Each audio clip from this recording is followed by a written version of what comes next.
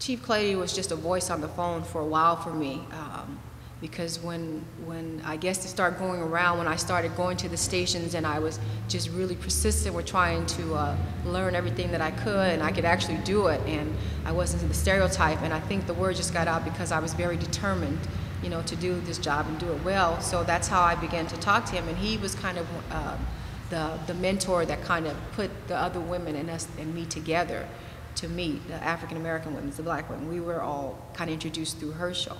And he was like bigger than life to me because everyone was kind of telling me the story, you know, him when he got on, being the, you know, first one promoted.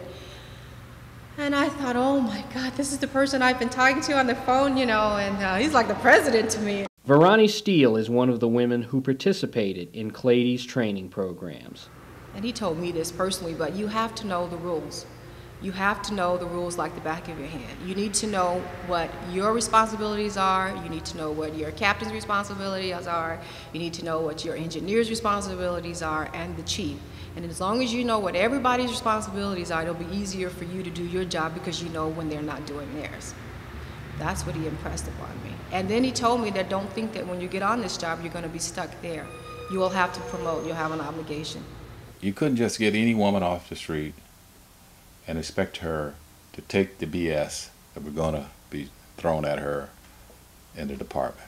You had to have someone who was conditioned to deal with it.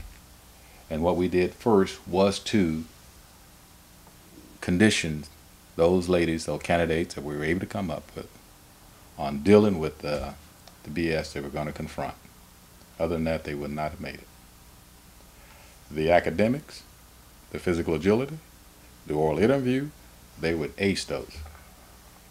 But when you start dealing with the relationships in the stations, they were at a disadvantage because they had no concept what it was all about.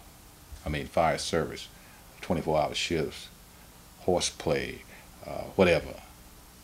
So someone had to condition them, and that's the first thing we did. I was just eager to absorb this knowledge, and it was, I liked it. It was, you know, fulfilling for me, and I really wanted this job and whatever I needed to do. And since, you know, I was trying to go to school part-time, and it was hard and working, and then I could only have the evenings, and he was gracious enough to let me and some of the other women stay there late. And, you know, it's not good because there were rules after 8 o'clock. You know, you're not supposed to have women in the station unless you get the approval from the battalion chief, and he just let us stay.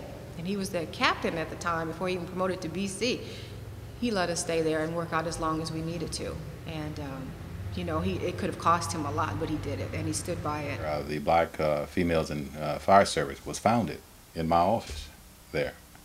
It started with nine young ladies, and each and every one of them now, they're either a firefighter somewhere or have a position in law enforcement somewhere. The first train that stopped for me was LA City. And I was going through, they had program, it was the, let me think, what was it called? It was sort of like a pre-academy, and it was just for women, and that's how I found out. They had all the billboards were saying, we want women, we want women, we want women. So, you know, the few of us women went down and signed up, and then they had a pre-program where you had to go through. If you passed this program, then you would go be offered a position in the academy. While I was doing that, when I first walked into the door, they were having the women come, and they had one of the 24-foot ladders standing upright with one of the firefighters holding it. And they asked the women to put your hand at a certain rung. Rungs are what you climb on the ladder. So when my turn came and I went to reach for the rung, before I reached for the rung, he said to me, little lady, you probably don't want to do this job. You probably should go on back home. You're not the kind that would like to get your fingernails broken. It doesn't look like you're going to be able to stand much of the weight and the dirt. That's what I did. I just looked at him, and then I asked him, now which rung is it that I'm supposed to put my hand on? And so then I put my hand on the rung, well above it, and he looked a little amazed, and then I went on and got back in line. So that was my first introduction with LA City.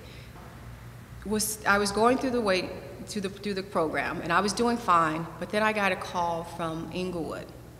So I thought, you know, this guy, you know, this is a lot, and I'm working on a degree and I'm much smarter than this. I must be able to use my brain and go somewhere else, so I just decided that let me go and see what Englewood has to offer, because it was not conflicting with the schedule at the time. So I went to Englewood and I took their agility and I passed it in flying colors. My score was better than all the women and some of the men. And so right away, some of the officers came in, they were talking to me and saying that they're really interested in getting me involved in the fire service. So I finished with the City's Academy, and I was being offered to go into the regular academy, but then I got called from Englewood to come down for the next step, which was to have the interview with the fire chief, which is at that point they offer you a job.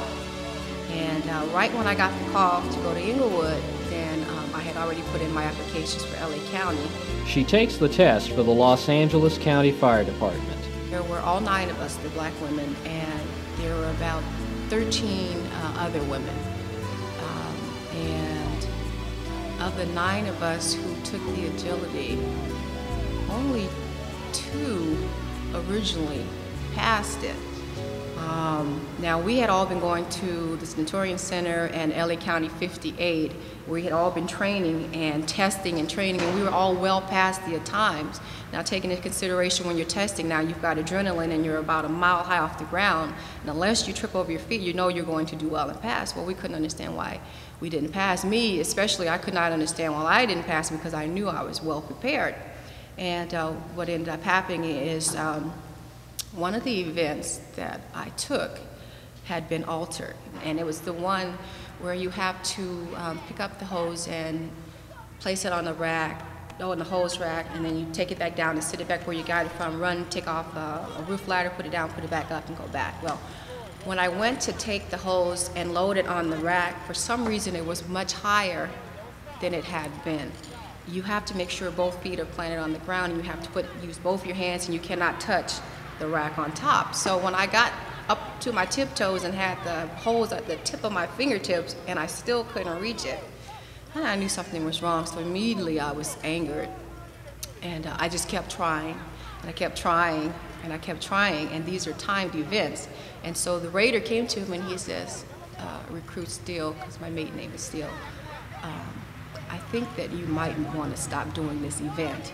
And I was told, they told me that if looks could kill, I probably would have killed him right on the spot, because I looked at the man and searched away, and I continued until I actually finished that particular event. And then I went to the last event, and then I powered out.